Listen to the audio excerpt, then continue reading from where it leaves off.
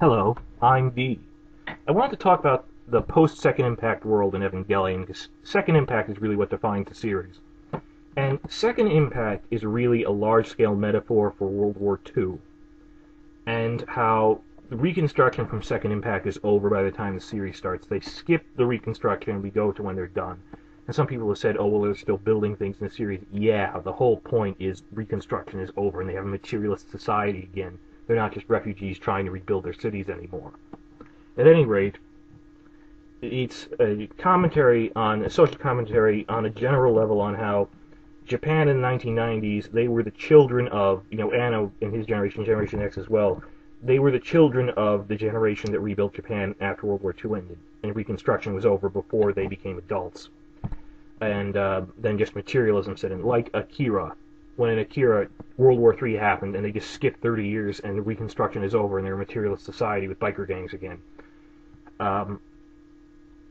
So, specifically, though, the problem is, when the show aired in America, it was to a different audience. I mean, the creators openly said they didn't think Americans would even like or watch the show.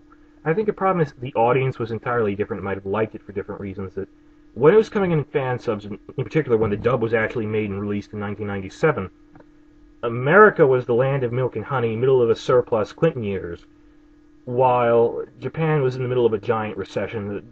The Japanese economy bubble burst in 1990, and the government didn't even respond and try and help because they had a laissez-faire system until 1995. So when the show came out in 1995 and 1996, it was very bad out there, and there was this air of hopelessness and paranoia, and like Shinji, everyone just wanted to curl up into a ball and make it all go away.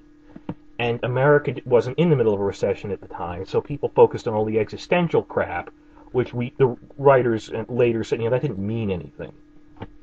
That we just threw that in to look cool. It was a social commentary on we were going through a recession, and it didn't connect to American fans.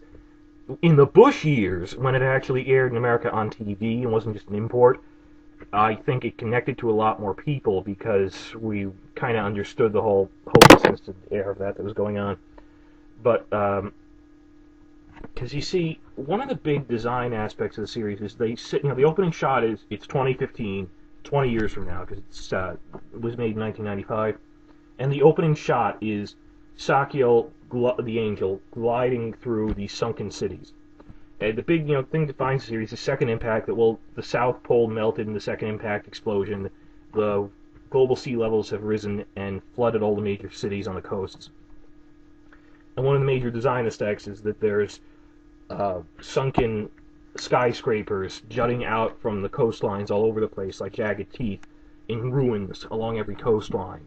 And the Sakiel introduction really highlights that. He's gliding through these ruined office buildings, and the army is waiting for him, and you can also see that there's ruins there as well along the coastline.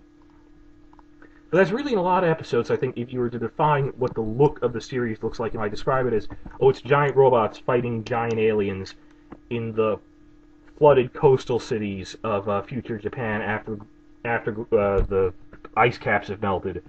Episode 9, when they're fighting Israfel for the first time. And they're fighting at the coastline, and Eva 2 even jumps around from skyscraper to skyscraper to reach it amidst these ruined office towers. And it's really iconic to me. That's what their design aesthetic is, that there's ruined, flooded cities everywhere because of Second Impact. And it's not just there, too. You'll see, like, Episode 10. Pervasively, there's flooded towers everywhere. Now, again, it's in the late 90s. I don't think that really connected to people. But this aired, when I watched the full series, not the Giant Robot premiere, but when I watched off Adult Swim, and a lot of people did, it premiered on Adult Swim to a large audience in October of 2005, 2 months after Katrina. So the news was still completely full all the time of shots of a flooded New Orleans and asking who to blame and how this happened. So I could turn on from Adult Swim to CNN or something and see people showing footage of a flooded New Orleans, and then switch to Adult Swim, theoretically, and see, there's this flooded coastline over because the polar caps have melted, and they're saying, Katrina happened because global warming is making more hurricanes and stuff, but anyway, and that was only 10 months after the big Boxing Day tsunami on December 26, 2004, Only 10 months later, where there was an undersea earthquake that made a giant tsunami, and it was this giant tsunami that went across the entire Indian Ocean from India to Africa, and it was really eerie how similar the series was in these events. Now, the thing is, they don't explain and walk you through of a lot of this stuff, but one of the things is there is no such thing as a standalone episode of Eva. You have to watch all of them, because they explain things and paint in the corners, like Lord of the Rings or something, where there's just details on the side. And in episode 7, they flash a textbook which says a lot about what happened after Second Impact. And the Platinum Edition DVDs do translate this fully. There's a screenshot of that on Wikipedia. I'm not going to bother running it here. But, this is all fully available. You can find this. And they say what happened. Well, first off, we know that it was Atom exploding, but really, they told everyone, it was a meteorite.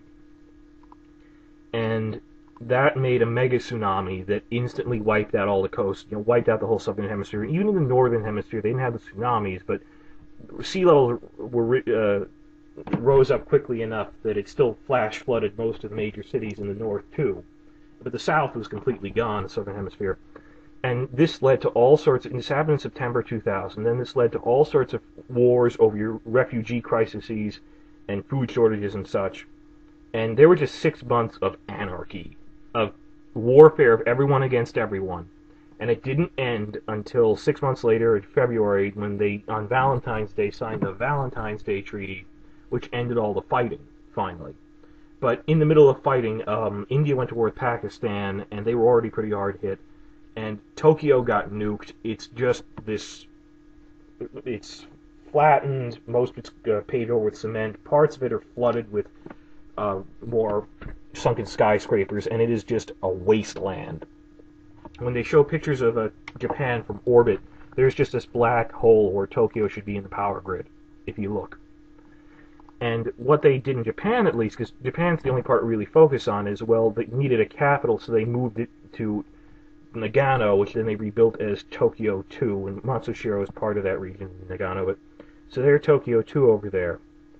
And they started building Tokyo 3, which is in Hakone, which is on the slopes of Mount Fuji, on the northern shore of Lake Ashino. That Tokyo is a bit further north, and like you can see Mount Fuji on a clear day from the center of Tokyo, but Hakone's like a spa town of sorts, which is close to Mount Fuji. It's kind of the center of the country because mountains divide the island east and west, but point is, they built Tokyo 3 there because Lilith was there. They built Tokyo 3 around Lilith. If Lilith had been in Kyushu, they would have built Tokyo 3 in Kyushu.